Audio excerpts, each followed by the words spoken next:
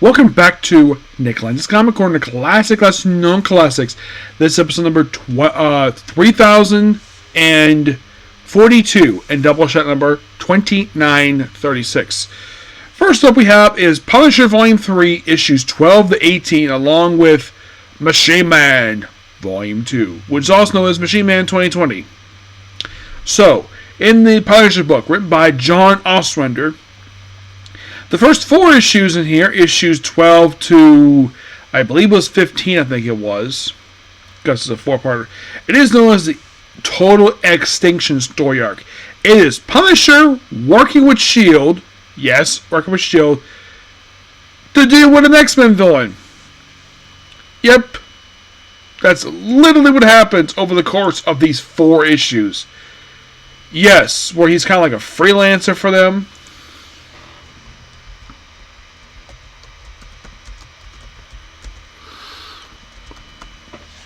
Yeah, as for why in the world that he's had to work with S.H.I.E.L.D. as a freelancer, it's something to do with George A. Bridge.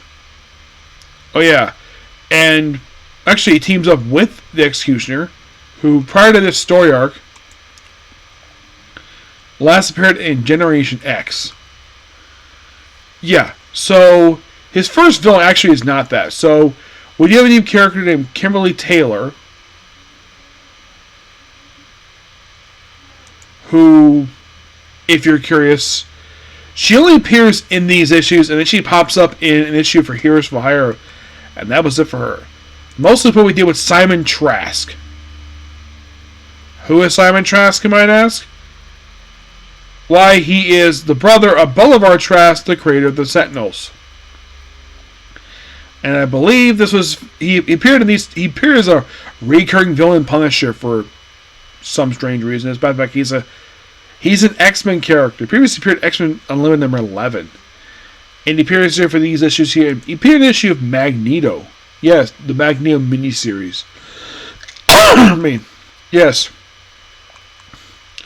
And it's mostly about Punisher versus Humanity's Last Stand, a X-Men group. We also have a debut of a character named Deadeye. Yes, he's the character here on the cover. He's basically like an evil Cyclops. He is right there. He's the one firing at Frank Castle. Yep. Yeah. And that's kind of what Punisher deals with for the next 2 issues. Basically, let's deal with 2 other villains. Blast Furnace. Yes, it's a character named Blast Furnace. Copernicus Delachi, whose name is Michael Black, who actually is killed off the very same issue. Yes.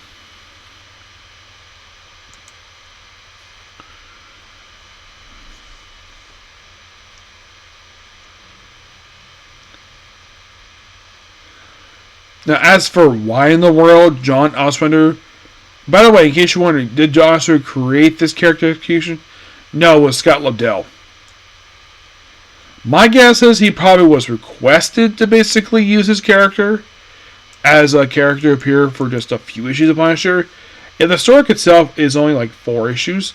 Yeah, he previously appeared in Generation X, and he's here to issue 16 of the book. And then he appears in Gambit as a recurring character in that one. And then we deal with more characters. So you can kind of think of this storyline is, this is why it's called Total Execution. It's basically Punisher versus Humanity's Last and the Mutant Liberation Front. Why in the world they decided that Punisher get involved with X-Men stuff is weird. And the last 2 issues, he starts losing his memory.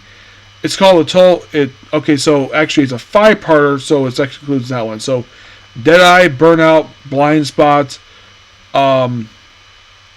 Basically, a lot of the characters like Deadeye, the replacement one, he gets killed off here. Like a lot of his characters gets killed off, and then the last 2 issues are weird. It's like, yeah, Punisher starts losing his memory, plus he gets hurt by Daredevil, the Punisher, Black Widow. Yeah, pretty much in the way after that really interesting story arc, we didn't have, Punisher starts losing his memory, and by the end of the book just ends. He just grows a beard, and then he goes on the run. After this book wraps up, he is not seen again until the last issue of Heroes for Hire, which John Ostrander wrote that book. And then he popped up in Spider Hunt. And then he appeared on One Shot. Then he,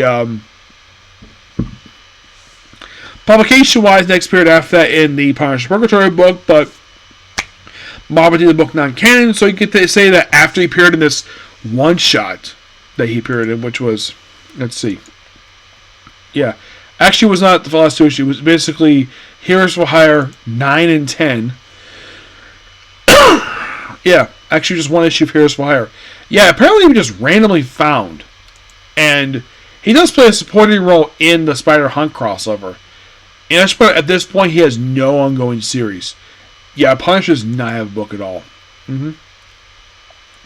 Then he pops up in Kazar. Yes, he pops up in Kazar. And then the Made Men one-shot, which came out also the same year, 1998. Basically, we're quite busy this year. Afterwards, we had the non-canon book. Was thanks to Welcome Back Frank, basically Punisher Purgatory was deemed non-canon. Yeah, it was deemed non-canon. So then, of course, you have the Wolverine / Punisher Revelations miniseries, which came out in 1999. Yeah, you had this one miniseries. I'll probably review it at some point.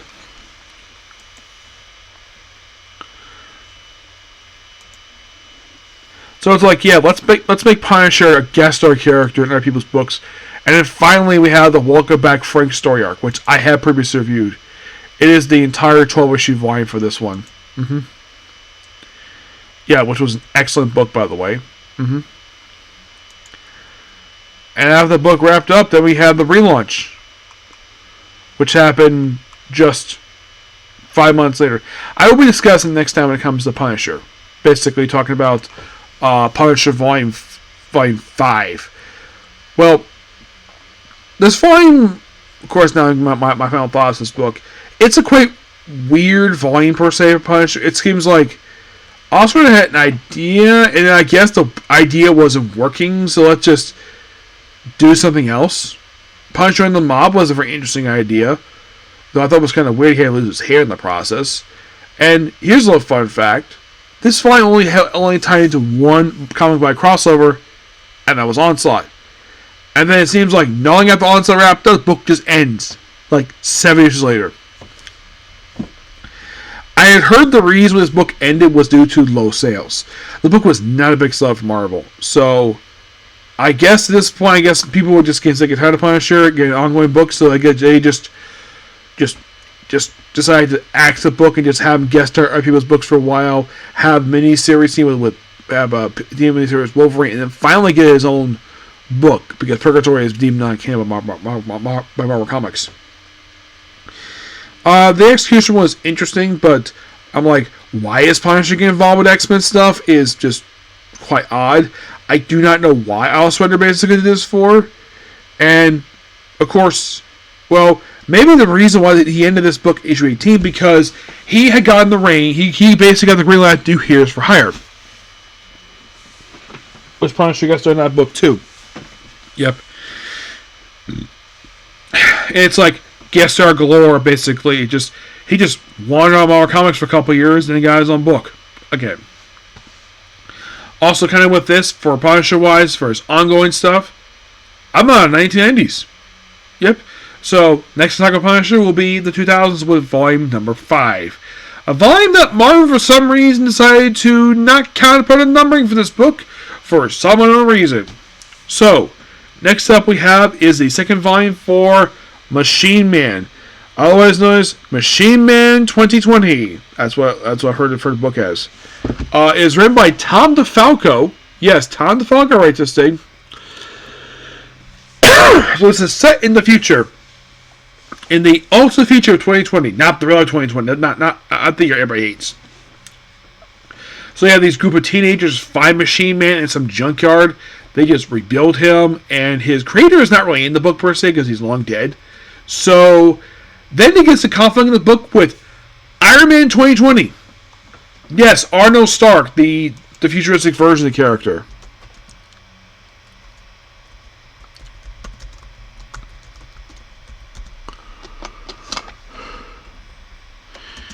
Like, interesting. As to the reason why, well, he's from that particular year, so I guess Tom DeFalco was like, hey, why the heck not? But this technically is not the 616 Machine Man. No, this is the Machine Man from the year 2020. And after this book wrapped up, he later appeared in issue of Thor Corps, the Iron Man 2020 one-shot, Paradise X Heralds. He appeared in an issue of Avengers. Yeah, an issue of the Bendis book. Basically, it's because of the whole timeline stuff.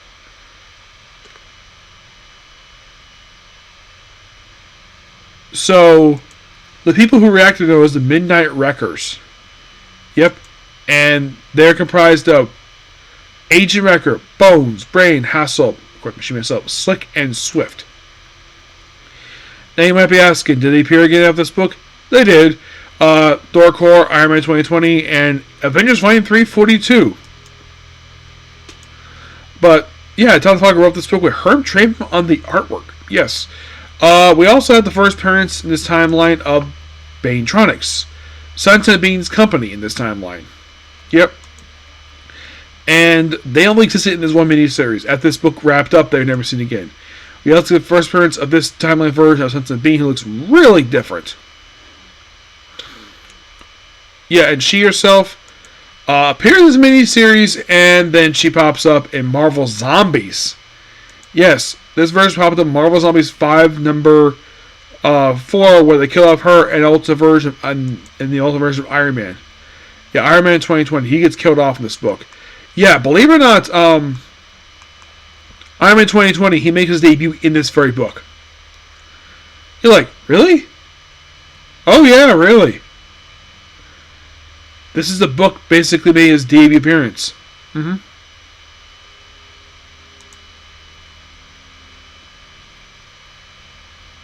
We also have basically a vehicle for the wreckers, known as the Slippers. These giant, weird-looking vehicles. There's I'm known as the Eliminator, which basically it's a. I gotta say, this book was a lot of fun.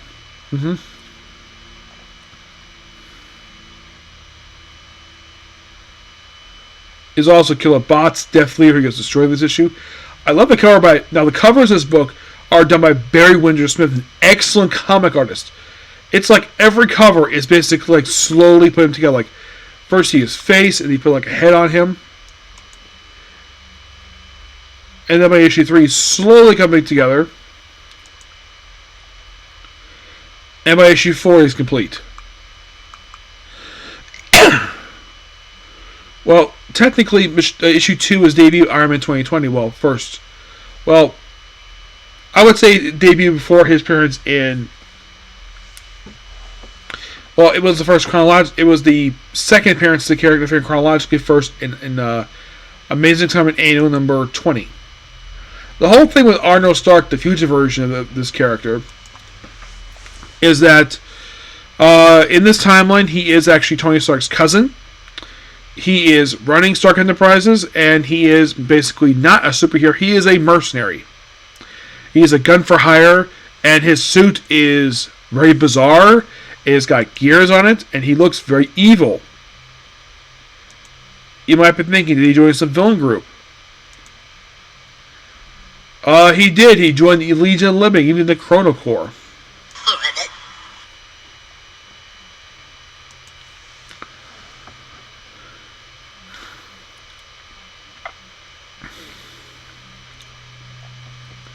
Yeah, and also this time's version of Tony Stark only appeared in an issue of Wild Thing. Yeah, another book set in this timeline, which is weird. And here's the thing, it's a Marvel UK book. Yes, Marvel UK like for some reason like using this.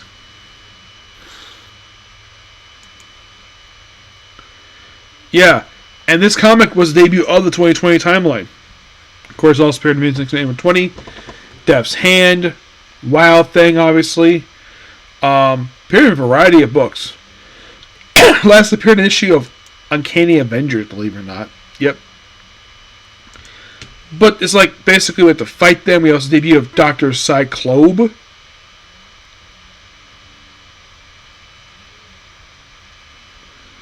Now, if you're curious, does it only exist in this timeline? There's a Prime Universe version of the character. Yes, and he does appear. Yes, and he first appears in 2020 Iron Man. Yes, because it's almost like Bendis was a big fan of Machine Man, so let's basically use all of his characters, anything related to Machine Man, as part of the crossover. On the Prime Universe one, he only appeared in the 2020 Iron Man Machine Man miniseries.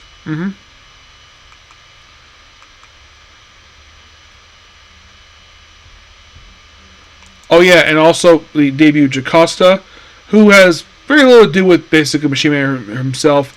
And after this book wrapped up, she got killed off. She returned for Marvel Zombies 5, where she died. Yeah, but this book is excellent. Tom Funky does an excellent job with this book. Let me show the covers here, because these covers are wonderful. Yes, Barry Windsor Smith should basically get a award for these freaking covers. I mean, look at that. That is a gorgeous looking cover. That's issue 1.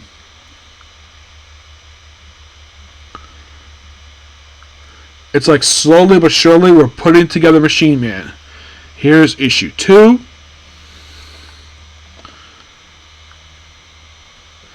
And by the way, this book was released in 1984, believe it or not. Yes, it was. Here's issue 3.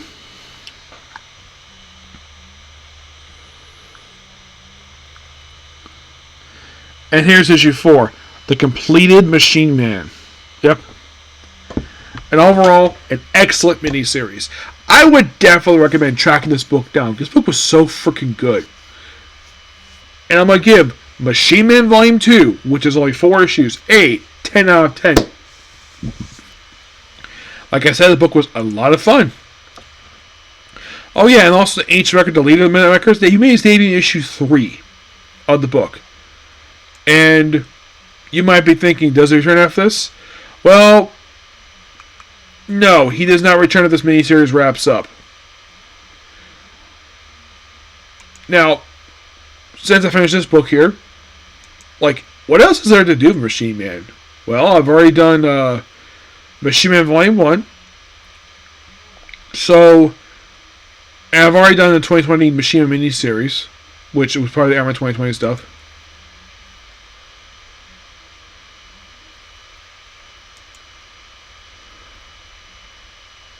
Yeah, there was also a Machine Man 2020 series released in 1990s, 10 years after this book wrapped up. It was a reprint book. It was a 2-issue pastiche book. And, well, all it did was simply reprint this book. So, you might be thinking, okay, so what exactly does that have to do with Machine Man? Well, there is one book technically left to go for him, and that being X-51. Yep, this short-lived book. Yes, I will be discussing this book next time. And this will be the last Machine book to cover, because I don't think there's anything else to cover for him. No, not really. Because I'm looking at basically stuff for him. There's like, I say probably like issue 1000 maybe.